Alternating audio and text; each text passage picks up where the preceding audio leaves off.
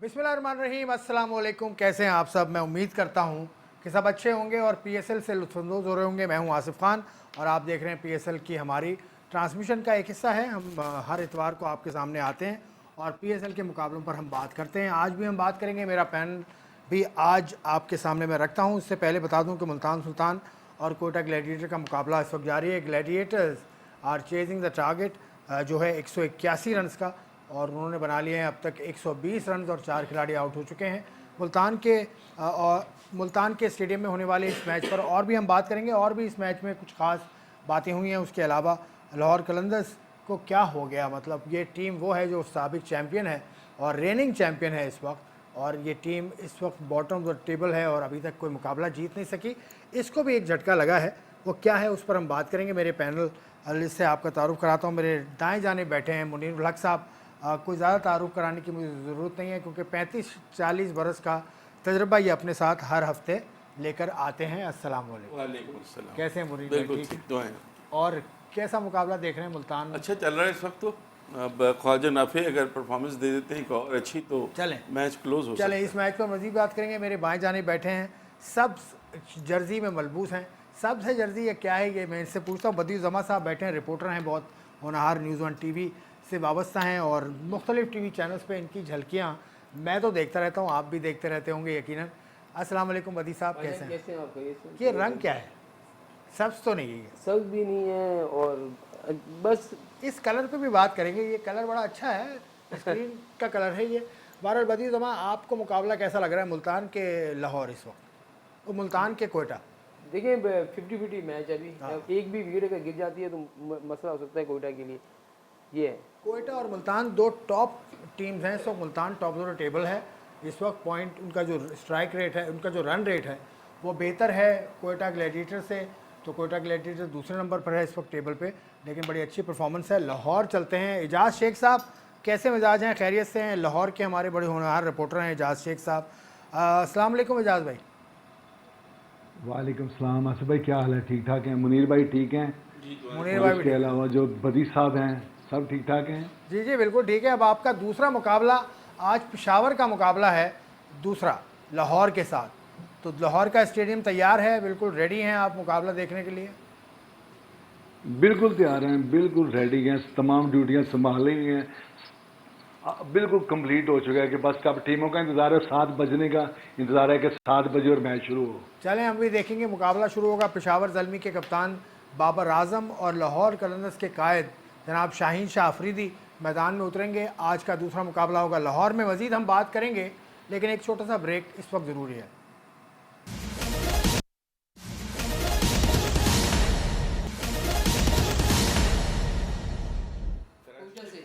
Ji welcome back to sports one. बातचीत चल रही है। ब्रेक के दौरान भी हम डिस्कस कर रहे थे मुकाबलों का अहवाल, और एक लड़का हमें नज़र आया, उसी पर हम बात शुरू कर देते हैं। उस्मान को देखकर आप कुछ बात कर रहे थे। उस्मान कोयटा ग्लैडिएटर से खेल रहे हैं और ये सबसे पहला सीज़न खेले थे, बल्कि मुल्तान से खेल रहे हैं। सब पहला सीज़न कोयटा से खेले थे, उसके बाद ये यूएई चले गए थे और यूएई में ये एलिजिबल होने वाले हैं। जो मेरी इतला है, जो मेरी इनसे बात हुई थी, तो ये एलिजिबल होने वाला है यूएई में। तो उस्मान के बारे में थोड़ा सा और बता दें। देखिए उस्मान पहले सीजन में जब आया था और पहला ही मैच इसको खिलाया था, आपको याद होगा कि तेज इसने जो है सेंचुरी करके कर दी थी और बड़ा अच्छा इसके ऊपर आया था कि भाई बहुत अच्छा प्लेयर है। लेकिन वही होता है कि पाकिस्तान में जब आप किसी को मौका नहीं देते, चांस नहीं देते, एक मैच के बाद या उसके बाद 2-3 इनिंग्स की फेल हुई, उसके बाद इसको लोग भूल ही गए। और फिर इसने, आपको पता है कि यूएई चला गया, आपकी तो उससे मुलाकात भी हुई है, तो वहाँ भी क्रिकेट ये खेल ही रहा है। और अब दोबारा जब नेशनल हो जाएगा वहाँ का, तो फिर कोई मसला ही नहीं है। नेशनल होने में ज़्यादा अरसा इसका नहीं है। इसने मुझे जो बताया था वो ज़ाहिर है चंद उनकी अपनी महीने टीम है।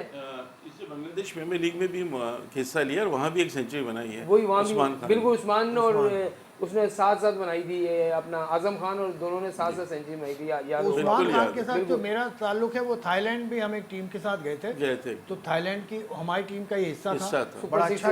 बड़ा अच्छा खेल सुपर सिक्सेस जो थाईलैंड में होता है पिछले तकरीबन 38 बरस से हो रहा है। तो एजाज शेख साहब, आपकी तरफ आता हूँ। अब मुझे इस मैच में कोयटा की पोजीशन को इतनी अच्छी लग नहीं रही। मुल्तान हावी है और अपने 5वीं फतह की जाने मुल्तान ऐसा लग रहा है कि पहुँच जाएगा।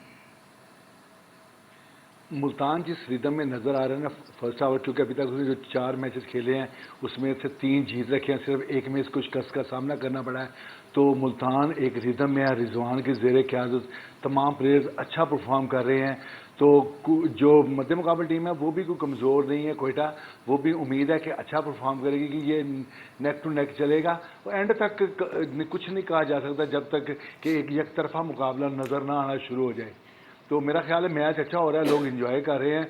मुल्तान भले अभी फेवरेट है, अभी कुछ कहा नहीं जा सकता। एक और झटका ऐसा लग रहा है लग गया है कोयटा ग्लैडिएटर को, उनके बैटर हैं वो जख्मी हुए रदरफोर्ड बदी, एक बैटर तो इनके पहले ही रिप्लेस कर लिया गया। वो कहानी बताएं, सरफराज अहमद को क्या हुआ आज जो सरफराज की जगह उन्होंने दूसरा लड़का ले लिया जो आउट होकर चला गया, सज्जाद?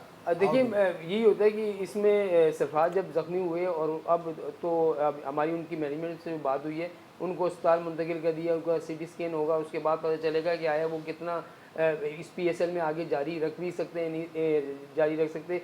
तो ये है कि सज्जाद को उन्होंने मौका दिया, सज्जाद ने उनकी जगह जो है विकेट कीपिंग की है, बैटिंग में उनको चांस मिला है कि बैटिंग में वो इतना वो नहीं कर सके।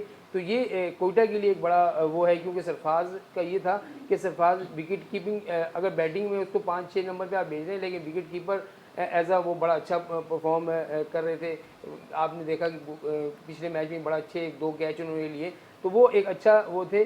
लेकिन अभी इंजरी तो से तो कोई रोक नहीं सकता, तो ये इंजरियाँ तो होती रहती हैं। आपको पता है एक बड़ी इंजरी भी हुई है जो ख़ास तौर पर लाहौर के लिए हुई है। वो लाहौर के मैच के डिस्कस करेंगे। लाहौर सबको मालूम है वैसे, हारिस रऊफ आउट हो गए PSL 9 से। हारिस रऊफ ज़ख्मी हुए थे, कल कैच लिया था उन्होंने मैच खेलते हुए जो मैच में शिकस्त हुई कराची किंग्स के खिलाफ, तो उस पर हम बात कर लेंगे। लेकिन इस वक्त देखें 2 बॉलर्स हैं, एक तो स्क्रीन पर आपकी है अब्बास अफरीदी और एक है मोहम्मद अली।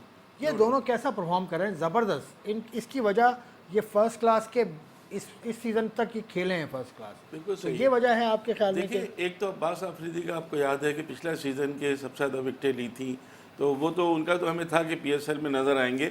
लेकिन जो अब्बास आफरीदी के साथ ज़्यादती की गई थी वो ये कि इनको PSL के बाद कहीं मौका नहीं दिया गया, न्यूजीलैंड के दौरे में फिर इनको लिया गया था। तो एक तो ये, दूसरा मोहम्मद अली बिल्कुल एक्स्ट्राऑर्डिनरी, बिल्कुल डिफरेंट मोहम्मद अली नज़र आ रहे हैं। हालांकि 2 टेस्ट ही खेल चुके हैं इंग्लैंड के खिलाफ, उसके बाद ये मंजरा में नहीं रहे थे।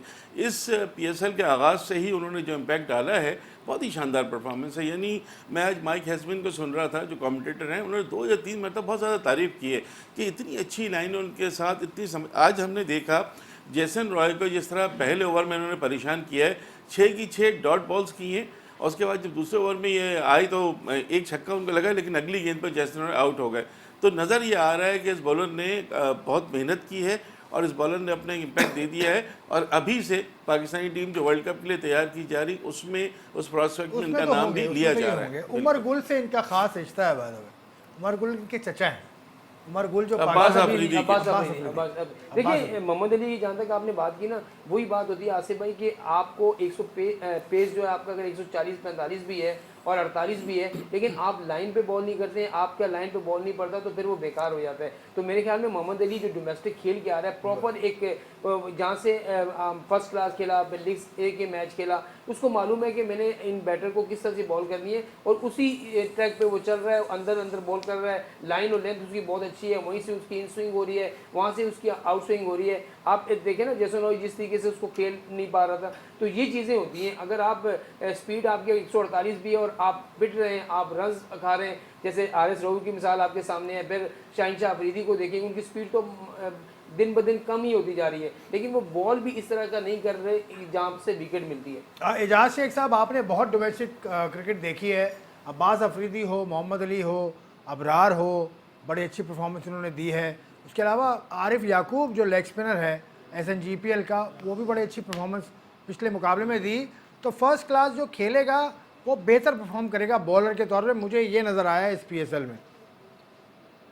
देखिए बिल्कुल आपने दुरुस्त कहा, मैं आपके साथ सेकंड करता हूं, क्योंकि जो डोमेस्टिक क्रिकेट खेलता है, 4 दिन का जब क्रिकेट ग्राउंड में रहता है, लंबे लंबे स्पेल करेगा, 9 ओवर्स के 10 ओवर्स के कम से कम 7-6 ओवर लगातार करेगा, तो उसका जो स्टेमिना होएगा, जो रिदम होएगा, वो दूसरों से हटकर होएगा। तो अगर सिर्फ किसी ने T20 फॉर्मेट में परफॉर्म करके तो बाहर आ जाना, 4 ओवर 2 स्टार्ट में कर लिया, दरमियान में एक ओवर कर लिया, एक एंड पे रख लिया, तो उसकी जो मुकम्मल सलाहियतें हैं वो खुलकर सामने नहीं आती।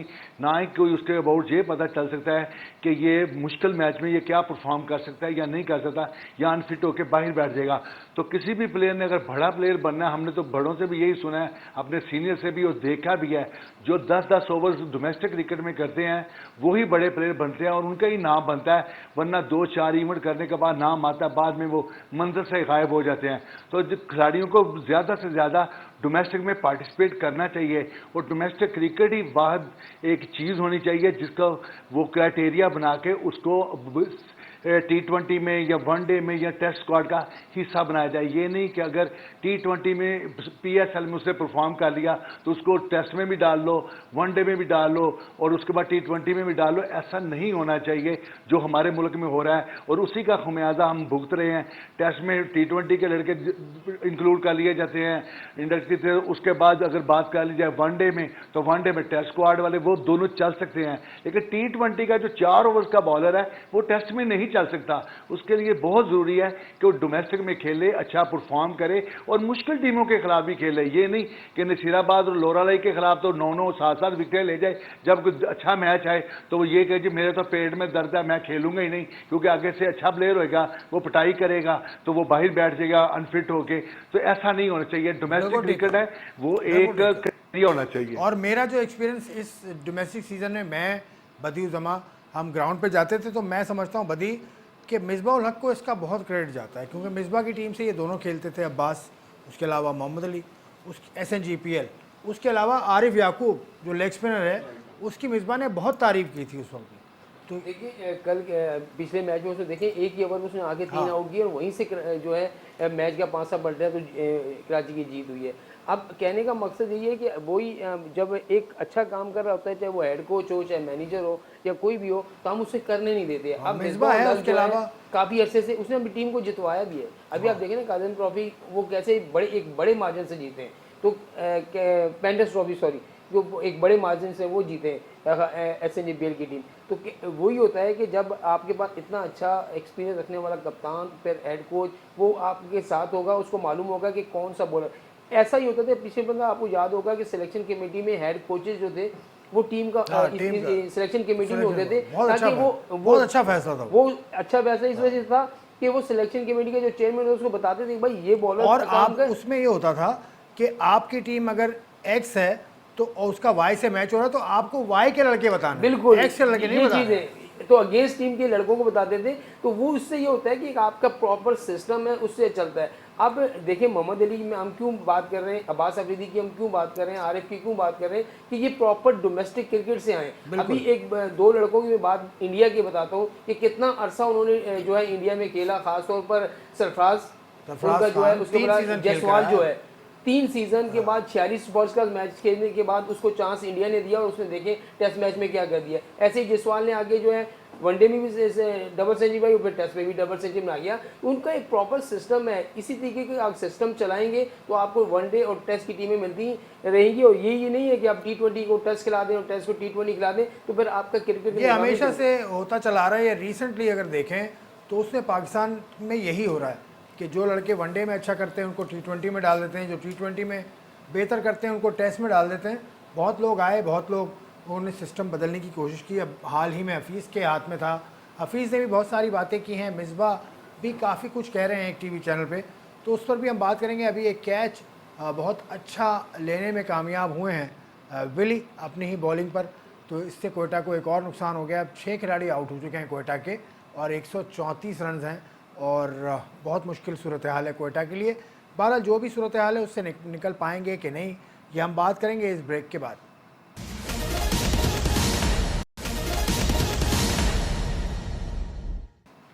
जी मैच चल रहा है, कोयटा ग्लैडिएटर को एक और नुकसान हो गया मुल्तान के खिलाफ। 7 खिलाड़ी आउट हो चुके हैं। मोहम्मद वसीम जूनियर अभी आए थे और अभी गली में कैच हो गए। विली बहुत अच्छी बॉलिंग कर रहे हैं और अपनी टीम को फतह के करीब लेके जा रहे हैं मुल्तान सुल्तान को। तो ये है सूरत हाल। मुनीर भाई, अब तो कोयटा के लिए बहुत ज़्यादा मुश्किल ऐसा लग रहा है कि ये मैच हो गया। बिल्कुल सही कहा आसिफ आपने। इस वक्त कोयटा की टीम जो है वो नग नहीं रहा के जीत पाएगी। और मुल्तान ने खासा अपना अपर हैंड कर। देखिए मुल्तान की जो आज फतह की बायस थी, तो रीज़ा हेंड्रिक्स की बहुत अच्छी बैटिंग थी, फिर कैप्टन रिजवान की 50 थी, और तैयब ताहिर को मौका मिला, उन्होंने भी आज बड़ा अच्छा टच दिया है। लेकिन आखिर जो 3 ओवर्स आप देखेंगे ना, तो 17 ओवर्स था उनका स्कोर था 131, लेकिन फिर उसको 180 तक ले गए, यानी आखिरी 3 ओवर में उन्होंने ऑलमोस्ट 50 रन बनाए। उसने मैच को बहुत हद तक मुल्तान के हक में कर दिया। फिर कोयटा से जो तवक्कुआत थी, जैसे नोया का मैं आपको ऑलरेडी बता चुका हूँ कि बहुत डिफिकल्ट टाइम दिया उनको मोहम्मद अली ने। मोहम्मद अली की बॉलिंग, फिर डेविड विली की बॉलिंग, अब्बास आफरीदी की बॉलिंग, तो लग रहा है कि जो उनकी बॉलिंग थी वो इनके बस में नहीं है मुल्तान। तो अब ये लगता है कि कोयटा की टीम जो है ये मैच हार जाएगी, और पहला मैच इस सीज़न में कोयटा अगर हारती है तो पहला मैच हारेगी। अभी तक लगातार 3 मैच उसने जीते हैं, और मुल्तान की टीम 5वां मैच खेल रही है, तो चौथा मैच जीतने में कामयाब होगी। तो टॉपर, टेबल पर टॉपर तो यही दोनों टीमें रहेंगी। अब जो है वो डिपेंड करता है कि क्या नेट रन रेट रहता है उनका। अब देखिए एजाज शेख साहब, सरफराज के बारे में खबर आई है कि उनको स्कैन के लिए ले गए हैं, तो क्या आपको कोई इतला है कि इतने कोई सीरियस इंजरी है उसकी, या वो ठीक है माशाल्लाह? स्कैन सिर्फ इसलिए लिया जा रहा है कि हिफ्ज़ मातकुम के तहत लिया जा रहा है। हाँ, दुरुस्त कह रहे हैं बिल्कुल आप, लेकिन अभी तक पीसीबी की तरफ से जो ऑफिशियली है ना, कोई चीज़ सामने नहीं आई। जब तक कि वो स्कैन नहीं हो जाता, जो रिपोर्ट उनको आएगी फिर वो फाइनली करेंगे, फिर मंजर पे लाएंगे। तो उससे पहले तो कुछ भी कहना कबल वक्त ही है ना कि क्या पोजीशन। चलें ठीक है। मोहम्मद आमिर ने आज बॉलिंग की और सबसे महंगे बॉलर रहे मोहम्मद आमिर आज।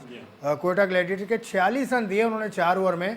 तो ये मोहम्मद आमिर का इतना नाम हो रहा था शुरू के मैचेस में, और अब अचानक से उनकी इस तरह की बॉलिंग की वजह क्या है आपके ख्याल में,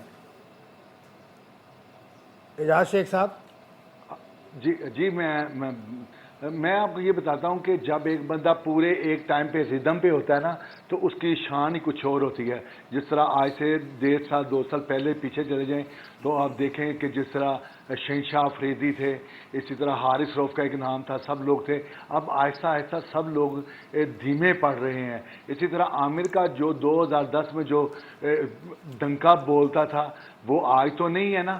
तो वो आए ज़रूर हैं, एनसीए में उन्होंने प्रैक्टिस भी की है, लेकिन वो अगर कहें कि मैं नसीम शाह के लेवल की बॉलिंग कर लूँगा, या आज के आमिर जमाल जिस तरह वो कर रहे हैं तो उसके लेवल की कर लूँगा, तो वो अपने आप को मेरा ख्याल है धोखा देने के मुतरादिफ ही है। या बहुत ज़्यादा मेहनत करें, एक आध मैच में तो कर लेंगे, 2 मैचेस में कर लेंगे, लगातार वो अपना मोमेंटम बरकरार नहीं रख सकेंगे, क्योंकि नए लड़के हैं, उनका अपना रिदम है। ठीक है, आमिर इस वक्त खेल भी रहे हैं और आमिर ने एक चौका लगाया। आमिर को बदियुज़्ज़मा के हवाले से भी पूछ लेता हूँ, 2 विकेट उसने हासिल की, लेकिन रन कुछ ज़्यादा दिए। जो मुनीर भाई ने कहा कि आखिरी 3 ओवर में रन काफ़ी ज़्यादा पड़े, तो उसमें आमिर ने भी हिस्सा डाला। मैं वही कह, मुनीर भाई जो 3 ओवर की बात है, ये तो 15 ओवर जब मैं देख रहा था तो 112 रन थे। तो आप 12 देखेंगे कि 5 ओवर में 68 रन आखिरी के 5 ओवर में बने।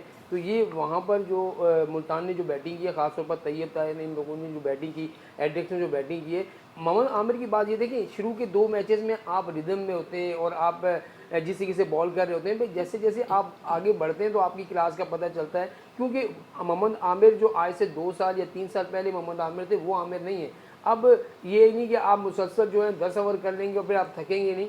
मेरे ख्याल में वो चीज़ अभी इनसे भी, जो इनकी स्पीड है ख़ास तौर पर, वो भी अब उनका साथ नहीं दे रही। कि जैसे होता है ना कि एक बॉलर है वो 140-42 पे बॉल कर रहा हो, फिर उसका गेंद जो है अंदर बाहर भी हो रहा हो, तो उससे ये होता है कि इन स्विंग आउट स्विंग, लेकिन वो चीज़ भी जो है ना मोहम्मद आमिर के पास नहीं है। तो यही होता है कि जब आप T20 में कोई अच्छा प्लेयर आपके पास आएगा, अच्छा बैटर आपके सामने होगा, तो वहाँ आपकी क्लास का पता चलता है कि आप उसको रन रोकते कैसे हैं। लेकिन आज मोहम्मद आमिर की जो बॉलिंग कर रहे थे, उनकी खुलकर जो है बैट्समैनों ने शॉट मारे। मुनीर भाई, आखिरी बात आऊँ आमिर पे कि उसको पाकिस्तानी टीम में लाया जाए, ये सोशल मीडिया पे बहुत ज़्यादा बात हो रही है। और सरफराज के हवाले से भी एक खबर मैंने कहीं देखी कि मैं आमिर को कन्विंस करने की कोशिश कर रहा हूँ।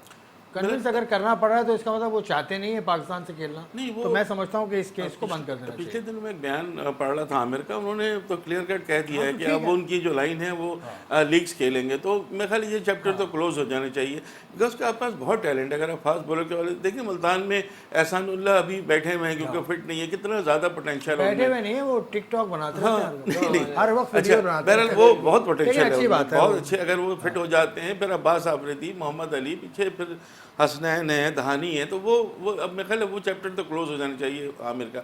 आमिर को आज पिटाई हुई ना, उनके आखिरी 2 ओवर में बहुत पिटाई हुई है। जो उन्होंने 18वां ओवर किया इनिंग्स का और आखिरी जो 20वां, उसमें एक में 17 रन उनको पड़ गए, एक में 15 रन उनको पड़ गए, और वो कैसे मुझे लग रहा था कि वो थोड़ा सा रैश भी हो रहे थे और उनसे गेंदें सही नहीं हो रही थी।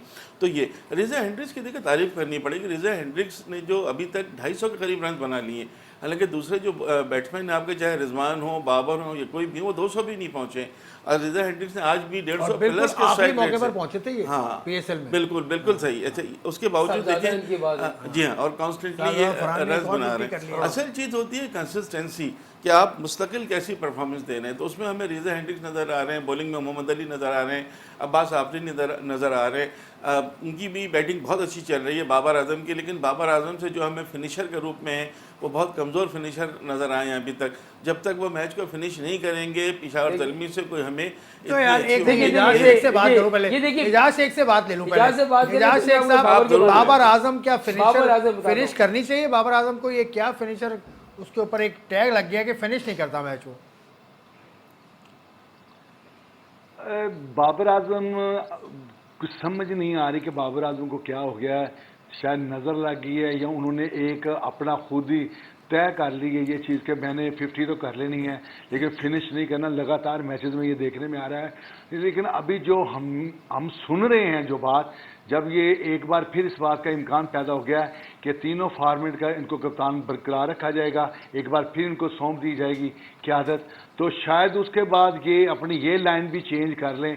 जो ये 50, 56, 60, 70 के करीब जाते हैं, फिर आउट होके वापस चल जाते हैं और टीम भी हार जाती है, ज़्यादा कामयाबियां नहीं समेटते, मैच फिनिश नहीं कर पाते।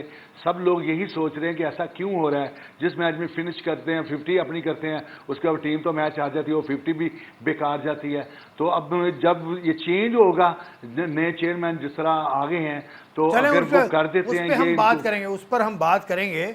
एक ब्रेक की जाने में बढ़ रहा हूं, लेकिन बाबर आजम से फिनिशर की तवक्को की क्यों जाती है? कौन सा ओपनर है दूसरी टीम्स का जो फिनिश करता हो? आप मुझे बता दें, या T20 क्रिकेट के अंदर कौन सा ओपनर है जो फिनिशर भी जिसको आप गर्दानते हो? ओपनर का काम कुछ और होता है, और फिनिशर तीसरे चौथे नंबर पे आने वाले बैटर को आप कह सकते हैं कि उसको फिनिश करना चाहिए, या आपकी जो डाउन दी ऑर्डर बैट्समैन आते हैं 5वें नंबर का, 6ठे नंबर का, उसको फिनिश करना चाहिए। ये मेरी राय है, बाकी आपकी राय मैं सुनूंगा ज़रूर। आप हमारे कमेंट सेक्शन में तो आप बात करते ही हैं, बाकी जो मेरे हजरात मेरे साथ बैठे हैं इनसे मैं बात करूंगा। एक ब्रेक में और ले लूं, उसके बाद वापस आके गुफ्तगू का सिलसिला यहीं से बढ़ाएंगे।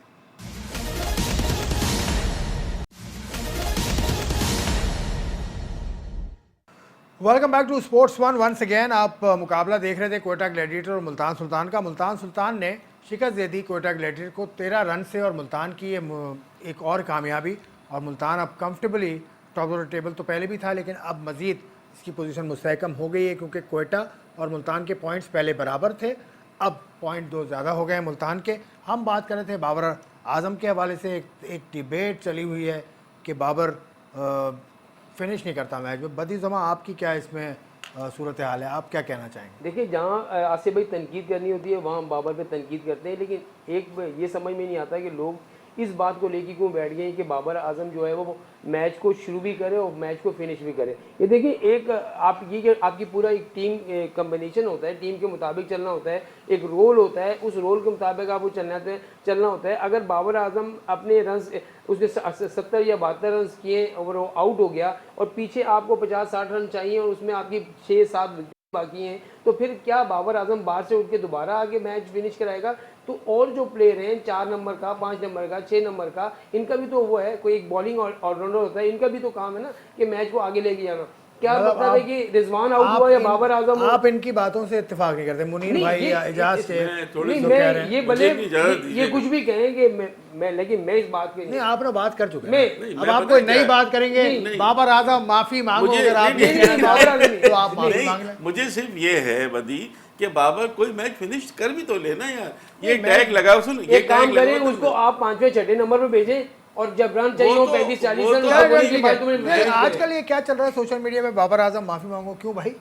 अरे क्या हो गया, एक अभी वो मुनीर देखिए, भाई ने मुझे बहुत सारी दोस्त है तमाशाई यार, हुई, उन्होंने देखिए ट्वीट मेरी किया बात भाई। है। बाबर आजम बैठे हुए थे, पीछे तमाशाइयों की वोटिंग होगी, जाहिर है अब मुझे और आपको आवाज नहीं आ रही, हो सकता है उसने कौन सा जुमला कसा हो, तो उसमें एक हाँ, देखिए सही आपको आम आदमी को गुस्सा आता है, वो तो पाकिस्तान का एक कप्तान है। बड़ा कप्तान भी कप्तान है, रहा बड़ा है और खिलाड़ी बड़ा भी है, प्लेयर। और तो उसको हो सकता है बुरा लगा, तो मेरे ख्याल है उसने मारा तो बदी नहीं अब ना। कप्तान बना के रहेगा बाबर नहीं, आजम को मैं नहीं तीनों कप्तान की मुझे बात नहीं कर रहा, नहीं आई लेकिन लाइक योर एक- कमेंट चले भाई। माफी मांगो, आप भी इस मुतालबे नहीं, में मैं क्यों शरीक होते हैं कि मैं माफी क्यों मांगो। बोलूं कि माफी आप मांगे माफी यार? मांगने का नहीं, कहते मैं हैं, बिल्कुल नहीं। तो फिर आवाम को भी मुझे- माफी मांगनी चाहिए। मुझे- सना जावेद से माफी मांगे आवाम फिर। हाँ, उसको क्या बोला उसने? आवाम का वो नुमाइंदा जो कह रहा था सना जावेद, जिसका कोई कसूर नहीं है, उसका कसूर थोड़ी है उसको आपने तो भाई ये दो तरफा मामला होता है, दो तरफा बात जब सामने आएगी तब हम फैसला तब करेंगे। अब मैं चलता हूँ लाहौर। लाहौर में कज़ाफ़ी स्टेडियम में है मोहसिन नकवी साहब नए चेयरमैन, वो आ गए हैं और सुना कुछ तब्दीलियाँ होने वाली हैं। एजाज शेख साहब, आपसे दो सवाल हैं मेरे।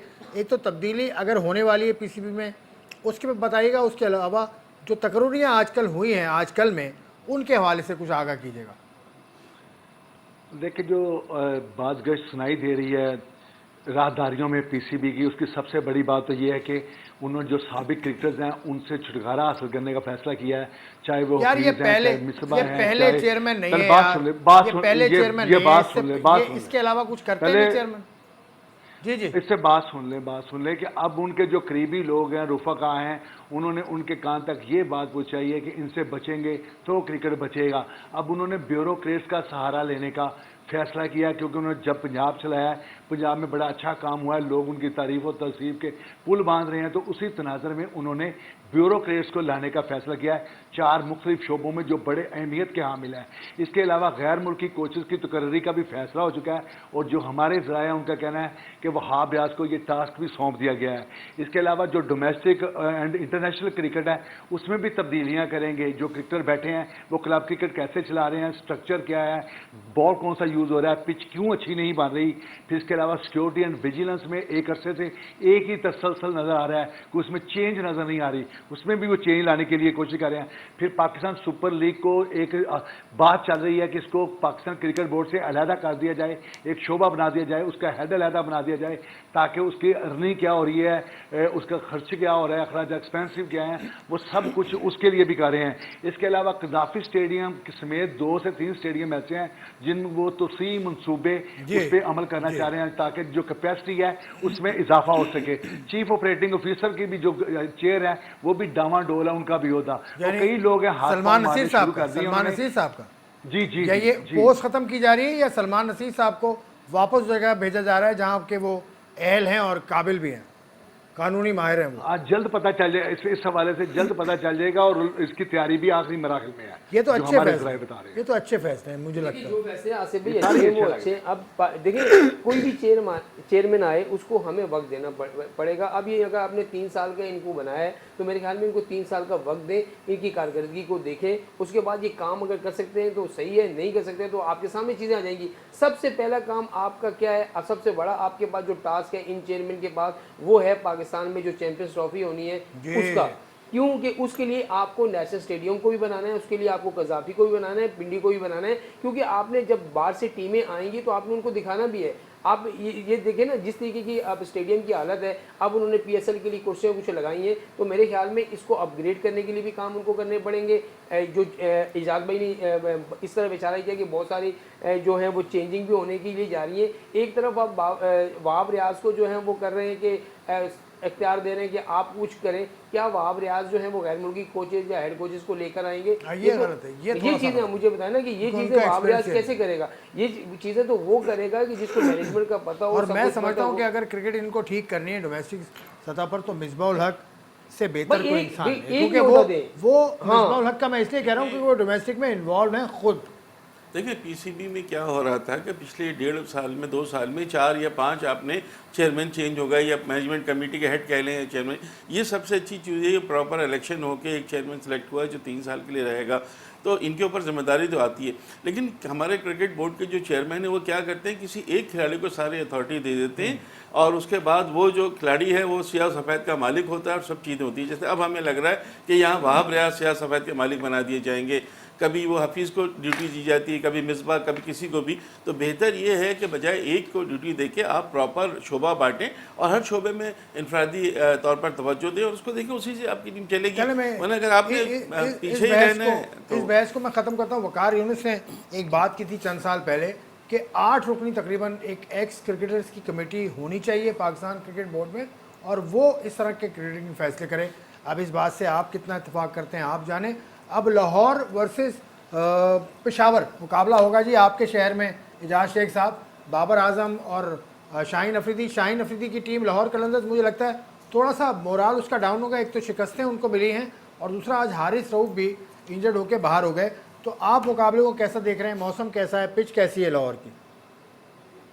देखें, मौसम रात को खून की बढ़ जाती है, जो नमी है वो भी बढ़ जाती है, लेकिन इसके बावजूद जो पिच है वो बॉलिंग और बैटिंग के लिए इतना साजगार बनाई गई है। क्राउड बहुत ज़्यादा होता है, बिल्कुल हाउसफुल का वो बोर्ड तक लगा दिया जाता है कि पिछले 2-3 मैचेस में इतना ज़्यादा क्राउड आ रहा है, फुली लोग इंजॉय कर रहे हैं। आपको मैच की पोजीशन क्या? मैच की पोजीशन जी मैच के रिजल्ट के हवाले से तो यही है कि आज पेशावर ज़ल्मी फेवरेट लग रही है, क्योंकि जो इनका मोमेंटम नज़र आ रहा है ना, इनकी जो बॉडी लैंग्वेज नज़र आ रही है, उसमें कोई ऐसा कोई ख़ास चीज़ नज़र नहीं आ रही लाहौर के अंदर की कि वो जीत की तरफ जा रहे हों। थके थके खिलाड़ी लग रहे हैं और उनमें कोई वो कॉन्फिडेंस का वो लेवल नज़र नहीं आया जो गुज़श्ता 4 मैचेस हुए हैं। आज के मैचेस में उनका क्या रिदम होगा तो वो तो कबल उस वक्त नहीं कहा जा सकता। अगर वही बॉडी लैंग्वेज हुई थके थके नजर आए तो फिर तो मेरा ख्याल है कि पेशावर ज़ल्मी आज के मैच में फेवरेट। अच्छा बदी, तुम्हें क्या चांस लगते हैं लाहौर के? अगर आज का मुकाबला हार भी जाते हैं, 5 मैचेस 5 शिकस्त हैं, तो उनको आगे क्या पोजीशन होगी उनकी? फिर आसिफ भाई वही वाली पोजीशन होगी जैसे हम वर्ल्ड कप में कहते थे कि ये हारे हो, ये जीते हो, इसका रन रेट कम हो, हमारा रन रेट जो ऊपर हो, तो फिर उनको जो है अगर एक भी मैच अपना लूज़ कर जाते हैं उसके बाद तो फिर इनके लिए बहुत ज़्यादा प्रॉब्लम आती। अभी 5 मैचेस है तो आपको चांस है कि आप अगले 5 मैचेस या अभी 4 हारे 6 मैचेस जीतकर आप आराम से आ सकते हैं। लेकिन आज का मैच हारे तो फिर अगले मैचेस 5 जीतने के साथ साथ आपको रन रेट जो है करना होगा। हारिस रऊफ की अपडेट जल्दी मुझे बता दें कि उसके साथ हुआ क्या था, क्यों वो बाहर हुआ? देखिए जो मुकाबला हुआ उसमें मैच हम लोग देख ही रहे थे कि उन्होंने जो कैच हसन अली ने मारा था, उन्होंने कैच पकड़ा तो उनका जो ये कंधा था वो हमें नीचे है, उस वक्त भी वो काफ़ी तकलीफ में नज़र आ रहे थे तो बाहर चले गए। लेकिन अब जो दोबारा उनका जो सिटी स्कैन कराया गया उसके मुताबिक उनके डॉक्टर के पैनल ने उनको चेक किया है, अब 4 से 6 हफ्ते कहा जा रहा है कि उनको जो है वो मुकम्मल फिट होने में लगेंगे। लेकिन मुझे ये लग रहा है और ये शक और शुबात है कि आगे पाकिस्तान ने T20 सीरीज़ खेलनी है, उसके लिए भी वो अवेलेबल नहीं हो सकते और ये भी खदशा जाहिर किया जा रहा है हो सकता है वर्ल्ड कप की टीम में भी अवेलेबल नहीं होंगे। रिप्लेसमेंट है लाहौर के पास इसकी? लाहौर के पास बाहर से लेनी पड़ेगी? नहीं, देखें लाहौर के लिए जो सबसे इम्पोर्टेंट चीज़ थी ना, एक तो ये कि उनके मेन बैट्समैन फ़खर जमान नहीं चल रहे हैं, दूसरे शाहिन अफरीदी, ये 2 बहुत बड़े नाम थे, ये दोनों की वो परफॉर्मेंस नहीं है। लगातार 4 मैच हारने का मतलब ये है कि लाहौर की टीम डिफेंडिंग चैम्पियन होकर लगातार 4 मैच हार जाएगी। और जैसे अभी कह रहे थे हमारे लाहौर के साथी, तो उनका बिल्कुल कहना सही है कि टीम की बॉडी लैंग्वेज जो है ना वो बहुत ख़राब नज़र आ रही है। इस बॉडी लैंग्वेज पर आप मैच नहीं जीत सकते। तो एक ही चीज़ अच्छी हुई है लाहौर के लिए कि साहबजादा फरहान बहुत अच्छी उनकी परफॉर्मेंस दे रहे हैं, वो ऑलमोस्ट 200 के करीब रन बना चुके हैं, वो एक अच्छी है। लेकिन अभी चलना पड़ेगा असीबुल्ला को, दूसरे को भी आपका टैलेंट हम देख रहे हैं नया। अब यहाँ पेशावर में साइम मयूब हैं, मोहम्मद हारिस हैं, इनकी तरफ से भी कोई ऐसी चीज़ नज़र नहीं आई जो हम यंगस्टर को दे रहे थे। चलो ठीक है मुनीर भाई, प्रोग्राम समेटने का वक्त आ गया। एजाज शेख साहब आपका शुक्रिया, लाहौर से आपने ज्वाइन किया। कराची में वदीउज़्ज़मा साहब मौजूद थे और मुनीर उल हक साहब मौजूद थे, दोनों का बहुत शुक्रिया। पहले मुकाबले में हमने बात की, कोयटा ग्लैडिएटर को शिकस्त हो गई और मुल्तान सुल्तान ने मुसलसल एक और फतह समेट कर टॉप ऑफ द टेबल जगह बना ली है। Very comfortably they are top the table. और आज दूसरा मुकाबला होगा पेशावर ज़ल्मी और मुकाबला करेगी लाहौर कलंदर्स का। लाहौर कलंदर्स को मसाइल का सामना है, इंजरी मसाइल से गुजर रही है और उनकी जो रिदम है उससे भी बड़ा मसला है। और आज एक और बड़ा मसला ये हुआ उनके साथ कि उनका ओपनिंग बॉलिंग कॉम्बिनेशन डिस्टर्ब हुआ है। हारिस रऊफ के साथ बॉलिंग करने वाले जो शाहीन अफरीदी हैं वो तो होंगे, लेकिन उनका साथी नहीं होगा। अब ये देखना है कि किस तरह से मामलात को लाहौर कलंदर्स संभालती है।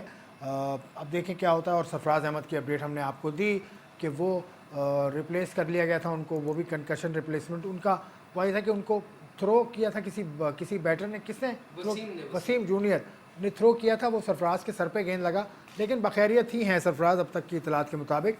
मज़ीद जो भी बात होगी हम आपको न्यूज़ बुलेटिन के ज़रिए अपडेट करते रहेंगे। आपका प्रोग्राम देखने का बहुत शुक्रिया। खुदा हाफ़िज़।